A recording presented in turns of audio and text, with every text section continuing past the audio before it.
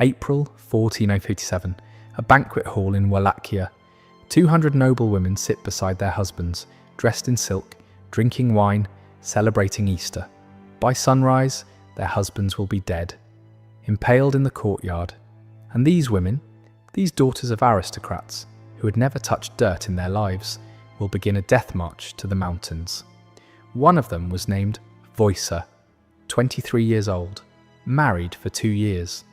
Her hands had never held anything heavier than a wine cup. Within a week, those hands would be raw meat, nails torn off, bones visible through the skin, dragging stones up a cliff to build a castle for the man who murdered her husband. She worked until the clothes rotted off her body, until there was nothing left to cover her, until she couldn't tell her own blood from the rocks she carried. Voica was one of 200. Most of them died on that mountain, and this was just the beginning. What Vlad Dracula did to women was not a side effect of war. It was the strategy, it was the message, it was the point. He impaled mothers next to their daughters. He had wives flayed for failing to sew a proper shirt. He turned female bodies into warnings so horrifying that the Sultan of the Ottoman Empire, the man who conquered Constantinople, took one look and turned his army around. Hollywood gave you a vampire who seduces women in castles. History gave you a monster who destroyed them in public squares. This is what really happened. Not to Vlad, to them. To the women history decided you should never know about. History remembers the monster. It forgets the victims. That's what we're here to fix. This is Crown and Dagger. If you want to support the channel, leave a like and subscribe so you don't miss what comes next. Now let me show you where this darkness came from and why Vlad believed that destroying women was the key to absolute power. But where did this come from? Why women? Vlad spent 6 years as a child hostage in the Ottoman Empire. He watched, he learned. Terror was a tool, bodies were messages, and the fastest way to break a society was to break its women. When he returned to Wallachia, his father was dead. His older brother had been tortured and buried alive, betrayed by the very nobles they trusted. The boy who left was gone. What came back was something else. A man who believed controlling women meant controlling everything, and punishing women meant sending messages no one could ignore. So that's exactly what he did, starting with the wives of the men who killed his family. Easter Sunday, 457, Târgoviște. The noble families of Wallachia have gathered at Vlad's palace for a feast. Boyars in their finest robes, their wives glittering with jewels, their families filling the halls with laughter. They think this is a celebration. They're wrong. During the banquet, Vlad stands and asks one question. How many princes have you known in your lifetime? Nervous laughter. Even the youngest noble has seen 7 rulers come and go.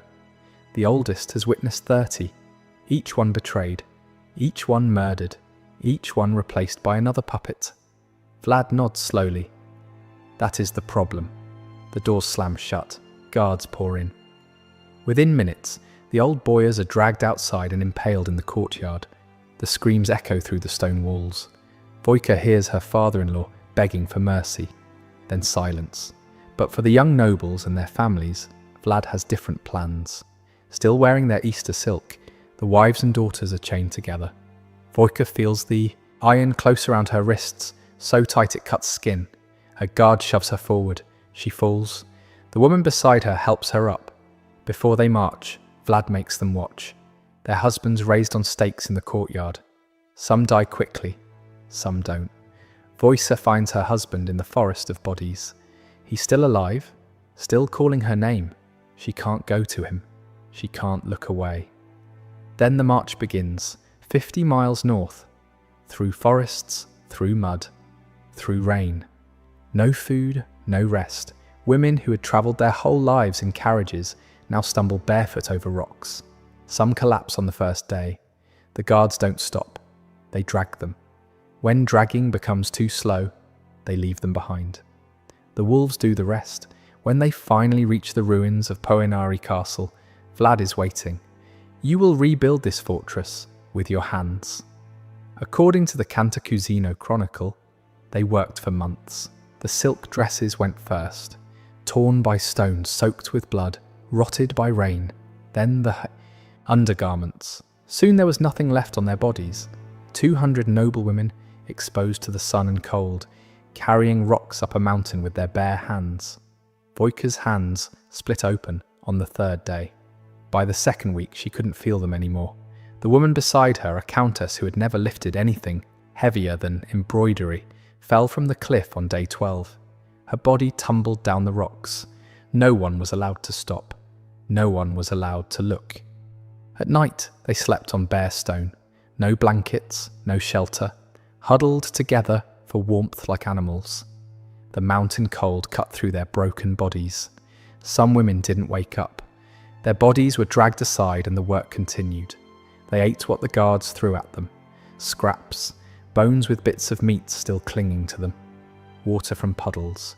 Women who once had servants to pour their wine now fought over muddy rainwater.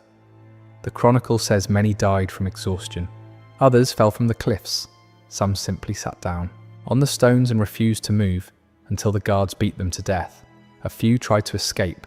They were caught within hours and impaled in front of the others. A reminder that death was not an escape Vlad would grant easily, and Vlad watched from above. When the castle was finally finished, only a handful of women remained alive. They were kept as servants in the very fortress they had built with their bleeding hands. Their noble titles erased, their families gone. They would spend whatever remained of their lives climbing the same stairs that had destroyed them. But here's what makes this worse. Poenari wasn't about punishment. It wasn't about justice. It was about theatre. Vlad wanted every noble family in Wallachia to know what happened to the women of his enemies. He wanted wives to look at their husbands and wonder, if he falls from favour, will I be next? The noble women of Poenari weren't just victims. They were a message.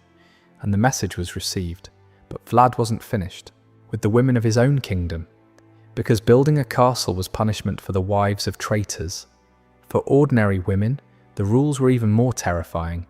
If you were a woman in Wallachia between 1456 and 1462, you lived in constant terror. Not of war, not of disease, of being noticed. Vlad believed women were the foundation of society. A wife who failed her husband was a crack in that foundation, and cracks had to be sealed with blood. There's a story in the German pamphlets from the time. A peasant man walked through a village wearing a shirt that was too short. His legs were visible. In Vlad's Wallachia, this was not just embarrassing, it was evidence. Vlad stopped him on the road. "Do you have a wife?" The man said yes.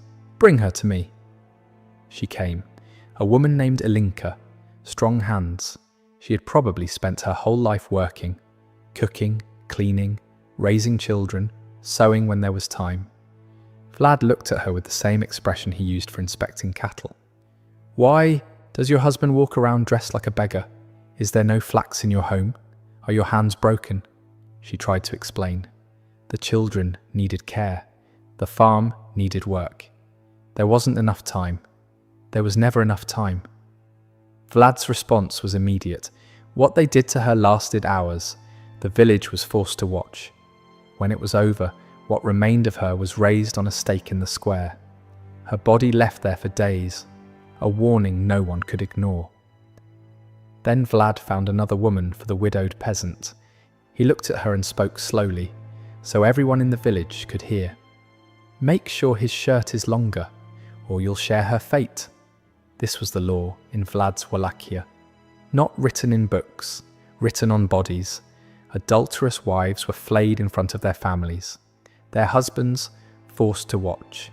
Widows who remarried too quickly were impaled. Their bodies displayed at crossroads. Women who failed to meet his standards faced punishments the chronicles refused to describe in detail. One account describes a woman accused of being unfaithful. Vlad ordered her taken to the square. What they did to her body took hours. The crowd was forced to watch. When it was over, what remained was raised on a stake as a warning. The message was absolute. Your body does not belong to you. It belongs to your husband, to your family, to the prince. Fail any of them, and the punishment will be beyond imagination. Women stopped leaving their homes unless necessary. Wives checked their husbands' clothing obsessively, terrified of a loose thread or a short hem. Mothers taught daughters that survival meant one thing: be invisible. This was not the reign of a vampire. This was the reign of a man who understood that the fastest way to control a population was to terrorize its women. Was Vlad a product of his brutal times, or something worse? Tell me what you think in the comments. But before you decide, let me show you what he did to the women of his enemies. Winter 1462. Vlad has crushed the boyars. His own people are frozen with fear. Now he turns south, toward the Ottoman Empire. This isn't a war of conquest. Vlad doesn't have the army for that. This is a war of messages, and he's going to write those messages on the bodies of the innocent. He crosses the Danube with his troops and moves through Ottoman territory village by village. What he leaves behind is silence.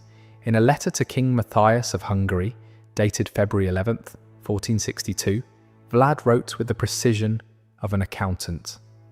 23,884 Turks and Bulgarians were killed, not counting those burned in their homes or whose heads were not presented to our officers.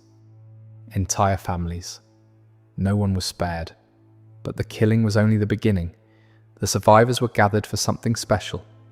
Picture a Bulgarian village on the Danube. The initial attack is over. The men who resisted are dead. The survivors, mostly women and their families, are herded into the town square. They expect slavery. Slavery is what conquerors do. Slavery would be mercy. Instead, the stakes come out. A mother clutches her daughter. Soldiers grab them both. They don't separate them. That would be too easy. Vlad wants families to die together.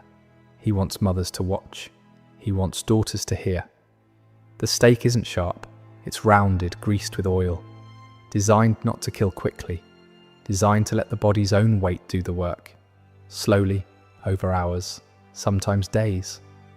The mother watches her daughter raised into the air. She hears sounds that will echo in her skull until her own death, which comes minutes later, on the stake beside her. When Ottoman scouts arrived days later, they found what one chronicler called a forest of the impaled, bodies arranged by height. The tallest stakes held the most important captives. Families hung together. That was the point. Some were still alive, their bodies moving slowly in the wind. And this was one village. Vlad did this along the entire Danube. Dozens of villages, thousands of bodies. The river itself was said to be stained for miles. By June 1462, Sultan Mehmed II had seen enough. He gathered the largest army in the world, 100,000 men, and he marched toward Wallachia to end Vlad once and for all. But Vlad had been preparing for this moment his entire life. Outside Târgoviște, the Ottoman army stopped. The soldiers in front began to scream. Some turned and ran. Others fell to their knees. The Sultan rode forward to see what had broken his army. In front of him stretched a field, nearly a mile long, half a mile wide, and in that field, raised on stakes of varying heights, were 20,000 bodies, entire families, together. The Byzantine historian Ionikos Chalkokondoulis was there. He wrote, "There were large stakes on which about 20,000 men, women and children had been spitted. Quite a sight for the Turks and the Sultan himself. Imagine being one of those women, still alive, feeling your body slowly giving into gravity, watching the largest army in the world arrive and knowing that even they cannot save you, that your death is not a tragedy to be mourned, but a message to be read. Some bodies had been there for weeks, rotted beyond recognition. Others were fresh, still bleeding. A few were still alive, their bodies twitching in the summer heat. The smell reached the Ottoman army before they could see the field. Soldiers who had conquered cities vomited at the sight. Mehmed, the man who conquered Constantinople, who ended an empire that had lasted 1,000 years, who had walked through more blood than any ruler alive, stared at the field of corpses and made a decision. He turned his army around and left. According to Chalka Condyles, the Sultan said, "It is not possible to deprive of his country a man who does such great deeds and who can exploit his kingdom and his subjects in this way." It wasn't admiration. It was surrender dressed in diplomatic language. Vlad had won, and the price of victory was paid in the bodies of mothers and daughters. The Sultan left. The women stayed on their stakes. Vlad had won. But there was one more woman in this story, the one closest to him, and her ending was the darkest of all. She has no name in the history books. We know her only as Vlad's first wife, spring 1462. The Ottomans have retreated, but Vlad's brother Radu is leading a new army toward Poenari Castle, the same castle built by the hands of noblewomen 5 years earlier. Vlad's wife stands on the battlements. Below her, the Argesh River crashes against the rocks. Behind her, the castle her husband built on the bones of women. In front of her, an army carrying Ottoman flags. She knows what happens to captured women. The harems, the slavery, a life of degradation. But she also knows what her own husband does to women. She's lived in his world. She's seen the stakes. She's heard the screams. She's walked the halls of a castle built by women who died carrying stones. She's trapped between two monsters. According to local legend, she turned to her servants and said 7 words. "I would rather be food for the fish of the Argesh than a prisoner of the Turks." And she jumped. Her body fell hundreds of feet into the river below. The water swallowed her without a trace. Today, that river is still called Raoul Douamne, the Ladies' River. Vlad escaped through a secret passage. He would spend 12 years in a Hungarian prison, marry again, and eventually die in battle in 1476. His head was sent to Constantinople, where the Sultan displayed it on a stake. The man who lived by the stake died by the stake, but his wife had already escaped the only way she could. Vojka, building a castle until her hands were bones. Ilinka, destroyed for a shirt that was too short. Thousands of nameless mothers, raised on stakes beside their daughters. And a wife with no name, choosing a river over 2 different kinds of hell. These are the women of Vlad Dracula's reign, not seduced, not bitten, not romanticized, destroyed. Hollywood needed a monster that was sexy, a villain you could secretly root for, a darkness that was thrilling, not disturbing. So they gave you capes and castles and eternal life. The real Dracula offered none of that. He offered stakes and screaming and women used as parchment for messages written in blood. And here's the uncomfortable truth that history doesn't want to teach you. It worked. For 6 years, a kingdom smaller than some modern cities held off the greatest empire on earth. Not through diplomacy, not through military genius, through cruelty so absolute, so theatrical, so specifically targeted at women and families that even the Sultan couldn't stomach it. Vlad proved something dark about power, that there is a level of horror so extreme that it becomes its own kind of strength. That the fastest way to break your enemies is to break the women they love. The question isn't whether Vlad was evil. History is full of men who killed more. The question is why we turned him into a romantic figure. Why we gave him a cape and fangs and a castle full of candles. Why we made him seductive instead of horrifying. And why we forgot the names of the women he destroyed. Because that's what we do. We remember the monsters. We build legends around them. We write books and make movies and sell merchandise with their faces on it.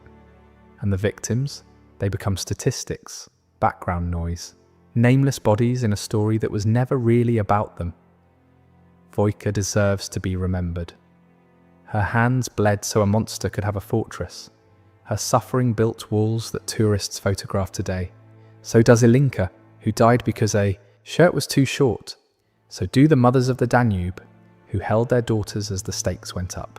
So does the nameless wife, who chose the river over a world where women had no choices at all. They didn't choose to be part of this story. They didn't choose to become messages, warnings, examples, but they were. And the least we can do is remember them. If you made it this far, hit subscribe.